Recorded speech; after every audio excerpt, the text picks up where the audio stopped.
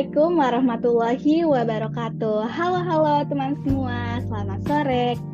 Selamat datang di podcast Berita Berdiskusi bersama kita.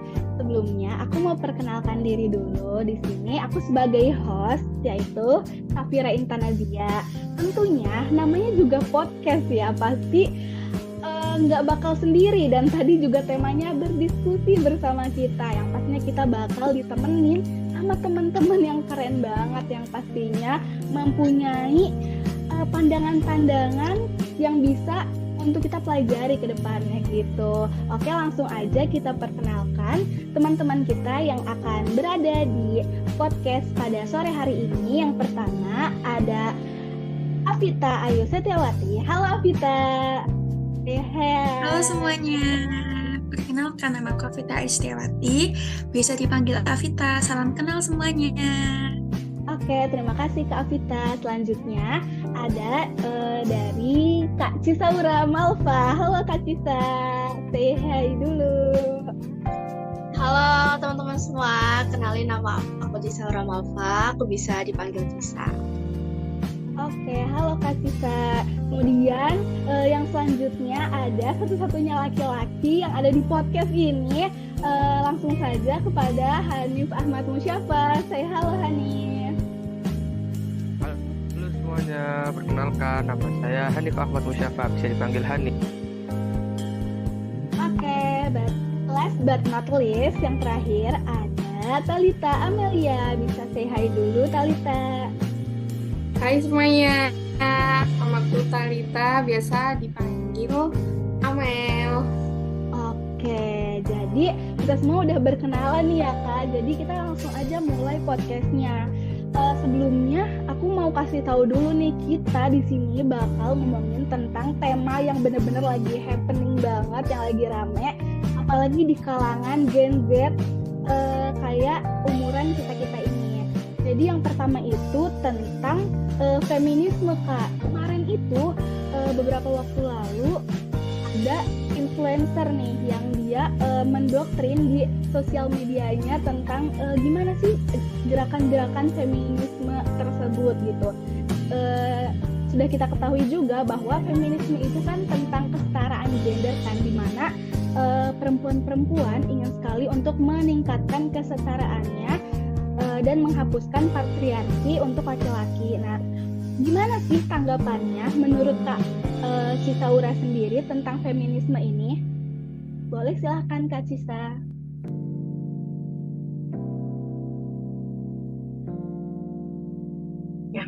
Ya.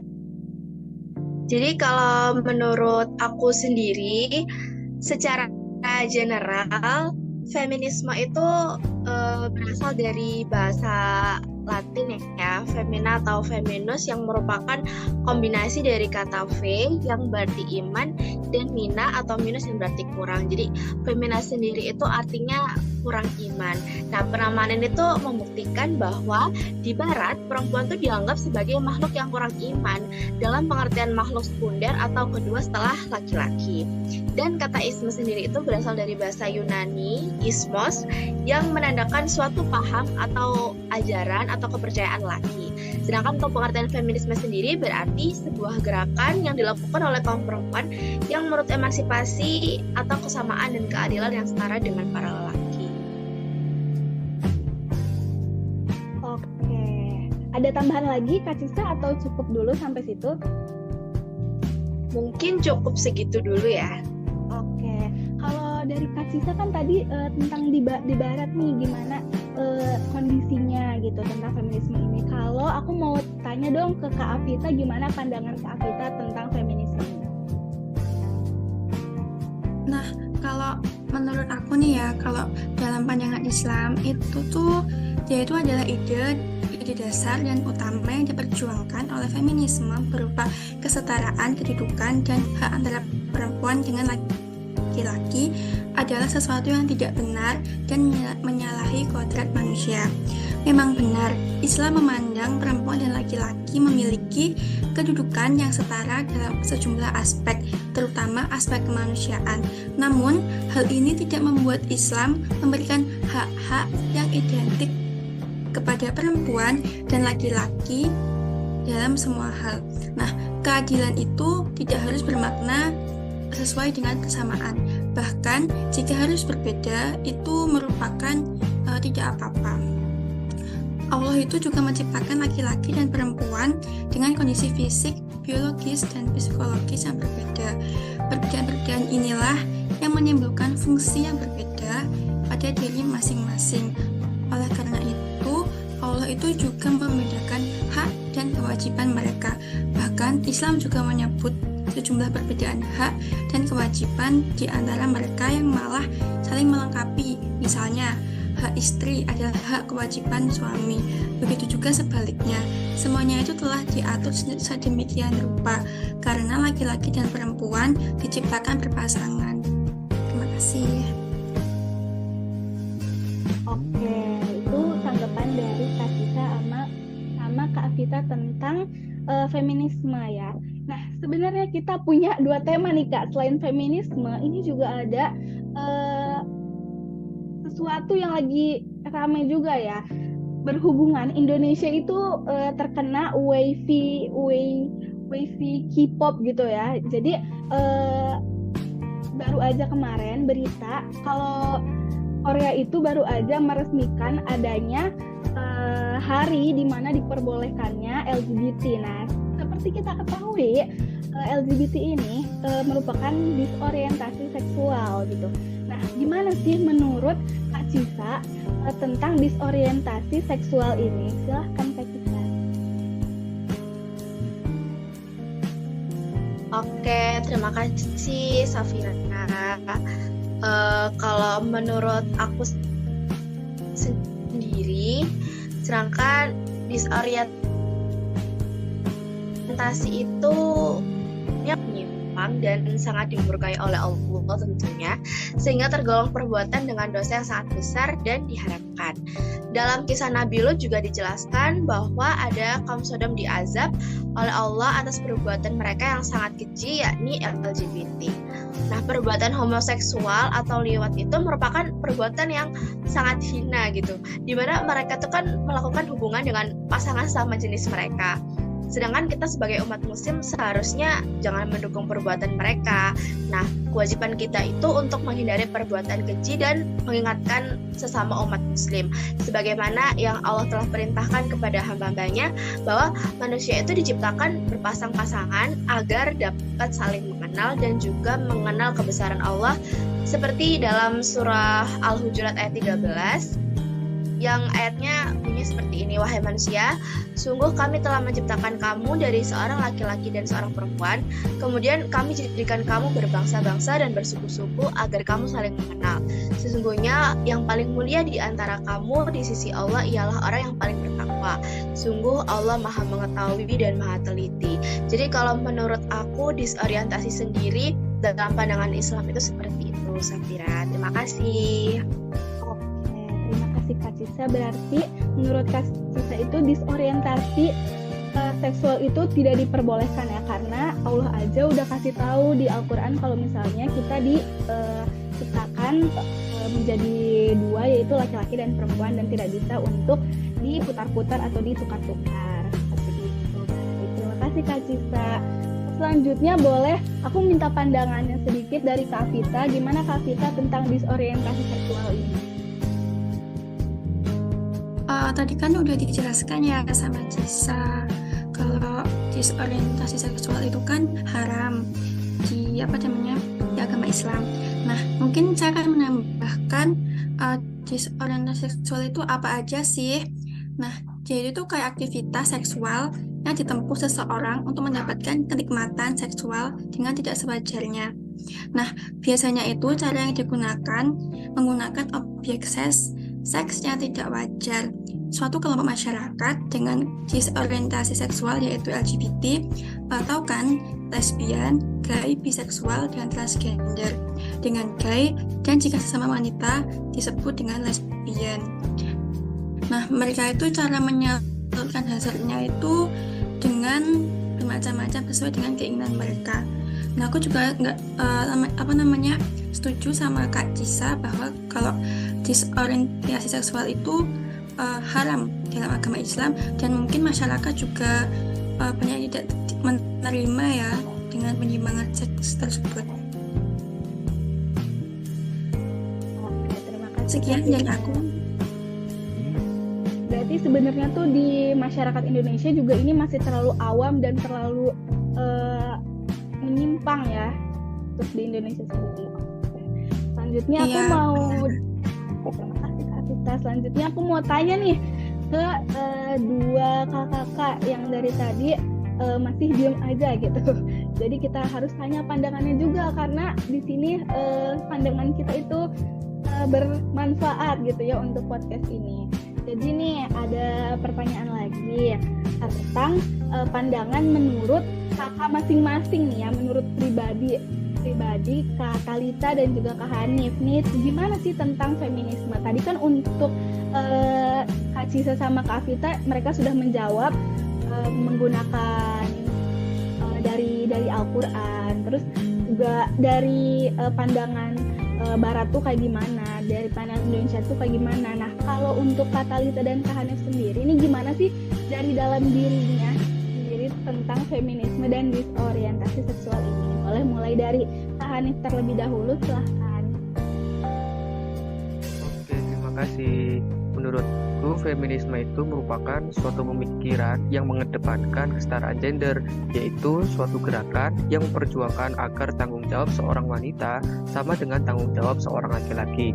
Dan untuk disorientasi sendiri, itu merupakan kelainan yang dimiliki seseorang terkait penyaluran hasrat biologisnya dengan cara yang tidak wajar, seperti laki-laki dengan laki-laki atau yang biasa disebut gay, kemudian perempuan dengan perempuan atau yang bisa disebut dengan lesbi, ataupun seseorang dengan ketertarikan pada keduanya, laki-laki dan juga perempuan.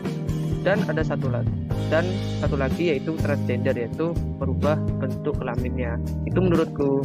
Terima kasih. Oke, terima kasih Kak Hanif. Selanjutnya boleh Kak Talita untuk pandangannya kira-kira kayak apa ya? Nah, ya, makasih. Kalau menurut aku feminisme itu kayak nggak bisa ya, kayak perempuan tuh disetarain sama laki-laki. Soalnya juga wanita itu punya kelebihan daripada laki-laki. Wanita itu bisa hamil, wanita itu bisa mengandung gitu. Jadi menurut aku nggak bisa kalau misalnya wanita itu disetarain sama laki-laki gitu. Mungkin kalau wanita itu bisa saling melengkapi aja kayak gitu. Kalau misalnya disorientasi seksual itu menurut aku tuh pandangan yang menyimpang ya, soalnya juga penyimpangan seksual ini sehingga orang itu bisa menyebabkan LGBT kayak gitu. Nah, terus juga faktornya itu kan juga karena biologis, terus karena faktor dari eksternal juga bisa kayak gitu. Menurut Kak Talita sendiri nih faktor-faktor Oh iya, makasih banyak ya Kak Talita. Tapi aku mau tanya nih, menurut Kakak, tadi kan Kakak ada nyebutin kan tentang faktor eksternal yang dari luar. Nah, aku tuh pengen tahu kira-kira menurut Talita nih faktor eksternal tuh apa aja sih yang bisa bikin kita terhindar? Maksudnya kayak faktor eksternalnya apa dan gimana sih cara kita untuk bisa menghindari biar kita tuh nggak terjerumus ke dalam gerakan feminisme atau yang disorientasi seksual tadi. Faktor eksternal. Ya, kalau menurut aku faktor eksternal itu pas dimana kita itu kayak ngerasa bingung dalam masa pencarian identitas diri. Terus lingkungan yang toleran juga di sekitar kita yang terhadap penyimpangan seksual, terus merasa berbeda dengan orang yang sesama jenis atau merasa sama dengan mereka kayak gitu. Terus kalau misalnya cara meminimalisir itu juga harus dari lingkungan rumahnya kayak gimana, orang tuanya dalam mendidik kayak gitu sih kalau menurut aku. Nih Kak Talita. Nah kalau misalnya menurut Kak Cisa sendiri nih gimana ya tentang yang tadi itu faktor internal atau eksternal, kira-kira tuh gimana ya cara menanggulangi kalau misalnya tiba-tiba ada teman kita nih ternyata dia terkena atau enggak terjerumus ke dalam disorientasi seksual. Nah, menurut kakak gimana? Atau kita harus jangan, kita jauhin aja, jangan ditemuin nanti nular, atau kayak kita kasih edukasi yang benar, ditemenin tetap, atau kayak gimana? Oke, makasih Safira. Kalau menurut aku pribadi, faktor internal itu pasti dari dalam diri sendiri ya. Sedangkan yang aku tahu disorientasi seksual itu emang munculnya itu bisa dari luar juga gitu, selain dari diri kita sendiri, tapi itu yang lebih berpengaruh itu justru dari lingkungan. Nah, makanya kenapa kita itu harus pilih-pilih banget dalam pergaulan. Kita harus mempertimbangkan dengan siapa kita berteman. Terus habis itu kalau misalnya ada teman kita yang emang terjerumus, sebaiknya yang perlu kita lakukan pertama pasti komunikasi. Kita bangun komunikasi yang baik dulu supaya enak gitu buat diingetinnya, karena sebenarnya juga nggak segampang itu ngerubah. Tapi kita sebagai umat muslim itu kan punya kewajiban ya untuk mengingatkan satu sama lain. Jadi menurut aku nggak ada salahnya juga sih gitu. Tapi kita sebagai manusia, sebagai umat muslim yang punya agama, yang punya aturan gitu ya, jadi menurut aku kita juga wajib membentengi diri gitu dengan memperkuat iman dan takwa gitu, lebih mendekatkan diri sama Allah. Terus habis itu menyibukkan diri dengan hal yang positif. Terus kan kita mungkin di usia yang kayak gini kan udah bukan anak-anak lagi ya, kita harusnya tahu mana hal yang positif, mana hal yang negatif, mana hal yang boleh kita lakuin dan mana yang nggak boleh kita lakuin gitu. Jadi menurut aku lebih ke set boundaries aja sama diri kita sendiri. Berarti gimana caranya kita bisa komunikasi sama diri kita sendiri dan juga sama Allah selaku Tuhan kita itu. Oke, terima kasih banyak Kak. Nah, aku penasaran banget nih sama Kak Hanif. Tadi kan kita lagi ngomongin tentang feminisme Kak, yaitu kesetaraan gender antara perempuan sama laki-laki. Nah, Kakak kan sebagai laki-laki nih, menurut Kakak kalau misalnya perempuan itu pendidikannya tinggi, terus ada perempuan yang dia mau jadi pemimpin, dibandingkan laki-laki, ada perempuan yang lebih mendominasi di suatu organisasi daripada laki-laki, itu gimana Kak? Apakah ya udah selama dia bisa, ya udah terserah, atau kayak janganlah harusnya laki-laki nih yang harus menjadi pemimpin? Nah, itu gimana? Sebagai lokal. Oke, menurut tanggapan saya ya, untuk kepemimpinan saya masih dengan seorang laki-laki sebagai pemimpin. Namun untuk rekan kerja ataupun wakil dan pekerjaan lainnya, itu apabila wanita tersebut atau perempuan tersebut memiliki kemampuan yang mumpuni, menurut saya itu adalah hal-hal yang boleh dilakukan. Namun untuk kepemimpinan sendiri, saya masih cenderung ke laki-laki sebagai yang seorang pemimpin, seperti itu. Berarti selama masih ada laki-laki yang bisa memimpin, lebih baik laki-laki. Dan kalau misalnya perempuan itu mumpuni dalam tugasnya, itu boleh aja gitu ya Kak? Ya betul, untuk kepemimpinan tetap laki-laki. Namun apabila ada wanita yang mumpuni bisa bekerja dengan baik, maka itu menurut saya diperbolehkan. Tidak harus laki-laki mengerjakan pekerjaan tersebut. Terima kasih.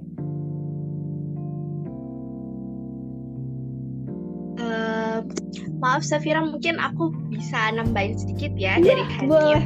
Oke, boleh banget Kak. Boleh, di sini kan kita aku setuju sih sama. Podcastnya kan kita berdiskusi ya. Jadi siapapun yang mau nyaut silahkan sekali, boleh banget. Nanti tinggal bilang aja aku mau kasih pendapat gitu. Silahkan Kak. Oke, terima kasih Safira. Sebenarnya aku setuju sih sama pendapat Hanif gitu. Tapi gimana ya? Sebenarnya emang benar sih, dalam Islam sendiri juga dianjurkan laki-laki itu adalah sebagai pemimpin gitu. Tapi di zaman sekarang gitu ya, zaman yang modern, udah nggak menutup kemungkinan lah kalau cewek-cewek itu juga memiliki kemampuan yang mumpuni yang bisa setara dengan laki-laki gitu. Tapi ada baiknya kita juga sebagai perempuan kita punya rem, kita punya kontrol diri gitu. Kita harus bisa menempatkan diri kita sebagai perempuan selayaknya gitu. Jangan sampai kita menyalahi kodrat-kodrat. Kayak misalnya mungkin karena kita merasa kita mumpuni, jadinya kita kebablasan gitu. Nah, itu menurut aku penting juga sih sebagai reminder buat kita perempuan. Kita juga harus sadar sama kodrat kita sebagai perempuan gitu. Gak ada salahnya juga kalau misalnya perempuan tuh jadi pemimpin. Gak ada salahnya juga kalau perempuan itu mencoba hal-hal yang sama seperti laki-laki gitu kan. Karena pada dasarnya semua makhluk itu kan sama ya di mata Allah gitu. Jadi menurut aku setuju sih sama Hanif gitu. Yang penting kita harus sebagai perempuan ya, kita harus punya rem gitu. Kita harus punya reminder ke diri sendiri buat ingat sama kodrat kita aja sih gitu. Makasih sampai. Oke, makasih Kak Cisa. Berarti tadi balik lagi ya ke yang Kak Cisa awal tuh ngomongin tentang komunikasi sama diri sendiri. Kita tuh boleh banget buat mengeksplor kemampuan-kemampuan yang lain, tapi harus tetap punya patokan di mana kita bisa pulang gitu kan Kak. Jadi intinya jangan terlalu kebablasan tadi gitu kalau kata Kak Cisa sendiri. Oke, kemudian aku mau tanya dulu nih sama Kak Afita, kira-kira menurut Kak Afita tentang pandangan Kak Hanif tadi gimana ya tentang yang kalau misalnya laki-laki tuh diutamakan laki-laki untuk menjadi pemimpin, sedangkan perempuan kalau misalnya mumpuni barulah dia boleh untuk memimpin. Itu menurut Kak Afita gimana? Kalau aku setuju sih, yang penting perempuannya itu dia itu punya rasa tanggung jawab sama punya sifat leadershipnya itu bisa mumpuni. Yang penting dia tuh bisa memimpin. Kalau misalnya perempuannya itu kayak ya mungkin masih ada ya kayak masa-masa belajar gitu, tapi bisa lebih ke kayak yang yang punya berjiwa leadership sama tanggung jawab yang tinggi sih. Aku juga setuju sama Hanif sama Cisa tadi. Oke, makasih banyak ya Kak Vita untuk pandangannya dan juga ya gitu. Oke, kemudian aku nih ada baca-baca berita nih Kak tentang kemarin tuh ada tentara Indonesia yang dia tertangkap sedang melakukan hal yang tidak senonoh atau dia tuh terjerumus gitu, terbawa oleh golongan-golongan LGBT, makanya dia itu dihukum sama pemerintah Indonesia. Nah, menurut Kak Amel gimana nih tentang berita LGBT di dalam lingkungan pemerintahan Indonesia dan gimana sih cara untuk menanggulanginya gitu Kak? Kan ini di pemerintahan gitu, di tentara yang harusnya memang mereka memberikan contoh yang baik untuk kita masyarakat Indonesia. Oke, makasih. Sedih ya lihat beritanya itu, soalnya juga apalagi dia itu seorang yang istilahnya menjaga negara, tapi kok malah dia sendiri tuh malah menjelekkan nama negaranya sendiri gitu. Nah, terus kalau menurut aku seharusnya kan kalau misalnya sebelum jadi tentara kan dia juga harus sudah tes dulu. Kalau misalnya mungkin ada kesalahan di tesnya ya, karena nggak tahu kalau misalnya ternyata dia punya penyakit kelainan kayak gitu. Jadi menurut aku ya kalau emang udah ada kasus kayak gitu ya harus segera ditanggulangi kayak gitu, terus diberikan hukuman yang setimpal dengan perbuatannya kayak gitu sih. Oke, terima kasih. Berarti memang karena tadi ini sebagai bentuk disorientasi seksual, makanya kita di Indonesia juga belum terlalu kita masih awam dan nggak terlalu menerima tentang adanya disorientasi seksual ini, makanya kita harus lebih aware, dan juga itu pemerintah udah bagus ya Kak berarti untuk memberikan hukuman kepada si tentara itu. Oke, makasih. Kemudian aku mau tanya lagi nih sama Kak Cisa. Gimana nih Kak, menurut Kakak tentang adanya berita tentara masuk penjara atau dihukum gitu karena adanya disorientasi seksual ini? Mengingatkan sebenarnya tentara itu untuk melindungi negara ya, berarti mereka nggak bisa melindungi negara dong dengan mereka bertentangan dengan negara. Nah, tapi menurut Kakak nih gimana pandangannya? Apakah mereka seharusnya nggak perlu dihukum karena ya mereka tentara, mereka harus membela negara dengan cara melindungi gitu, bukannya kita malah menarik kan itu jadi kurang ya Kak, SDM ininya SDM tentaranya. Nah, menurut Kakak sendiri gimana? Oke,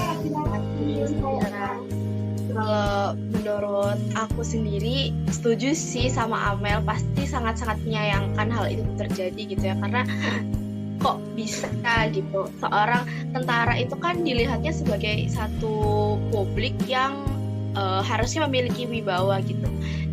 Tentara itu menurut aku punya privilege tersendiri ya, apalagi di negara kita gitu. Tapi ketika ada kasus ini, menurut aku itu bakal kasih impact sih sama citra abdi negara yang lain juga gitu. Nah, untuk hukuman atau sanksi sendiri menurut aku setuju sih, harusnya dihukum dengan hukuman yang setimpal gitu. Kalau perlu ya udah lepas jabatan aja gitu, karena ngapain juga, karena kan tentara itu menurut aku tanggung jawabnya besar gitu. Tentara itu juga sebagai contoh gitulah, sebagai masyarakat yang harusnya bisa mengayomi masyarakat. Jadi ya aku harap dengan kasus ini bisa menjadi contoh, bisa menjadi cerminan dan pelajaran buat kedepannya. Jangan sampai kasus ini bisa terulang lagi gitu, karena ya sayang pasti citra seorang abdi negara yang harusnya punya wibawa, yang harusnya bisa memanfaatkan privilege, tapi malah terjerat kasus yang seperti ini gitu. Oke, mantap banget, keren banget ya ini pemikiran teman-teman podcast berita Alert. Oke, aku juga punya berita lagi nih tentang sekarang kan di KRL nih ya, di kereta itu tuh disediakan gerbong khusus wanita, di mana ada gerbong khusus wanita dan juga gerbong umum. Nah, itu menurut Kak Hanif nih, itu tuh adalah sebuah bentuk feminisme atau ya udah aja, atau itu tuh harus diberhentikan adanya gerbong itu karena dinilai tidak setara gitu dengan laki-laki. Ada sebuah sebuah gap yang tinggi atau gimana?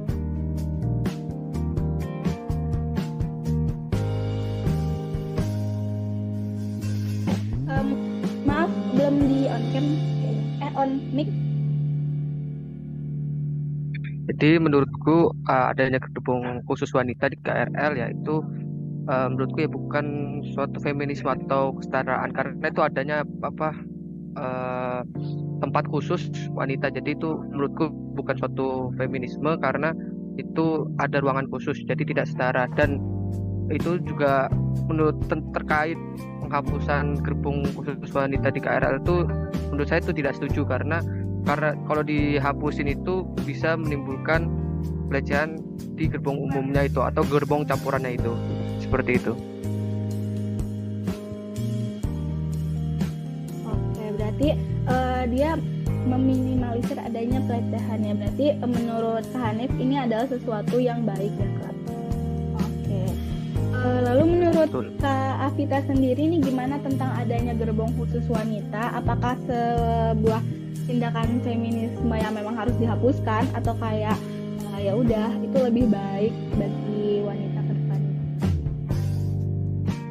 Kalau menurut aku sih setuju ya kalau ada gerbong khusus wanita, soalnya itu kan dia itu kan memberikan kenyamanan. Soalnya itu kan banyak juga wanita hamil, wanita yang udah tua itu kalau digabungkan sama gerbong laki-laki itu tuh kayak kasihan, kayak berdiri, kayak ya kasihan aja.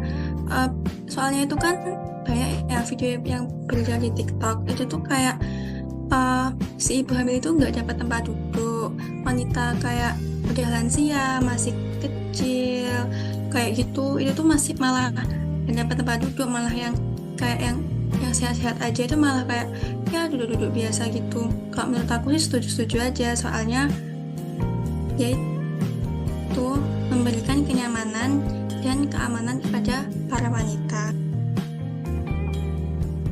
Terima kasih Kak Vita. Berarti memberikan kenyamanan untuk wanita, apalagi ibu hamil atau lansia itu suatu hal yang baik dan emang harus dipertahankan, bukan dihapuskan ya, tentang si gerbong kereta untuk wanita ini. Oke, yang selanjutnya aku juga ada kemarin tuh baca artikel tentang ini Kak. Jadi sekarang kan kita Gen Z nih. Gen Z tuh di mana-mana kita ketemunya sama sosmed lagi, sama TikTok, sama Instagram dan Twitter apalagi dan lain sebagainya, yang pastinya di situ globalisasi atau pemikiran-pemikiran banyak berdatangan tanpa kita tahu yang mana sih yang sebenarnya tuh baik gitu untuk kita kalau misalnya kita tidak bisa untuk memilihnya dengan baik dan benar. Nah, kemarin itu ada berita tentang sepasang kekasih yang kalau tidak salah dia gay, itu membuat sosmed atau grup yang berisikan LGBT karena mereka itu menurut mereka karena belum wajar atau masih awam di Indonesia, makanya mereka tidak bisa bergerak di halayak ramai, makanya mereka memilih untuk membuat grup saja gitu untuk menampung golongan LGBT ini. Nah, menurut Kak Thalita sendiri ini gimana sih Kak tentang berita ini? Menurut aku ini adalah kayak berita yang menyedihkan. Maksudnya sedih ya kalau misalnya ada yang mau memperluas komunitas LGBT, kayak seharusnya malah mengurangi komunitas kayak gitu loh. Jadinya menurut aku ya bagaimana orang di sekitar juga menanggapi tentang LGBT, terus ya harus pinter-pinter juga sih sebenarnya kayak gitu. Terus pinter-pinter juga kita dalam bersosial media gitu ya Kak, jangan FOMO gitu, ada grup ini kita ikut, grup itu, tapi kita juga harus bisa memilah-milih. Nah, kalau untuk Kak Cisa sendiri nih aku mau tanya, gimana sih kira-kira menurut Kak Cisa tentang cara kita untuk memilah-milah gitu, cara kita untuk bisa membedakan grup mana sih yang boleh kita masukin, atau cara bersosial media atau berita-berita apa sih yang bisa kita terima gitu, yang bisa kita pilih-pilih gitu. Jadi jangan tiba-tiba asal masuk grup LGBT gitu, atau enggak kayak asal masuk golongan-golongan atau apapun itu yang berkaitan dengan disorientasi seksual dan orientasi. Itu gimana? Kalau menurut aku sendiri itu tuh dari faktor diri sendiri ya. Makanya kenapa kita itu perlu dan penting banget cari edukasi, perlu dan penting banget kita itu meningkatkan pengetahuan kita tentang bersosial media, supaya kita tuh bisa jaga-jaga, supaya kita tuh bisa ngebatasin diri kita sendiri gitu loh, biar bisa ngefilter. Karena menurut aku mungkin ya kalau misalnya ada grup kayak gitu, itu rata-rata yang ikut adalah orang-orang yang kurang edukasi gitu, kurang ngerti, makanya mereka sampai terjerumus ke hal-hal kayak gitu. Nah, menurut aku kita sebagai orang yang normal, kita sebagai orang yang ngerti dan paham kalau itu salah, ya kita harus senantiasa aware gitu. Kalau misalnya tahu ada grup yang kayak gitu, ya sebisa mungkin kita mencegah, sebisa mungkin kita melakukan aksi gimana caranya, entah itu boikot atau apa, supaya hal tersebut itu udah stop di situ aja gitu, biar nggak usah meluas kemana-mana gitu. Terus habis itu apa ya itu sih lebih ini ya, jaga-jaga kalau dalam bersosial media juga. Terus habis itu tahu sosial media itu fungsinya buat apa gitu, apa ya istilahnya tuh kayak menempatkan sosial media itu sebagai hal yang positif aja gitu, kita ambil tujuannya yang positif aja.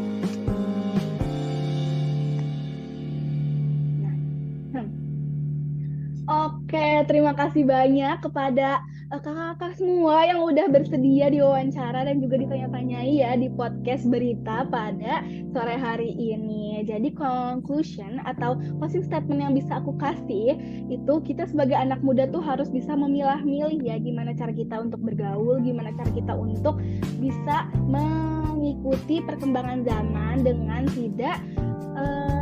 tidak melampaui Al-Quran dan As-Sunnah gitu, atau kita harus punya batasan-batasan, apalagi batasan untuk agama kita itu agama Islam.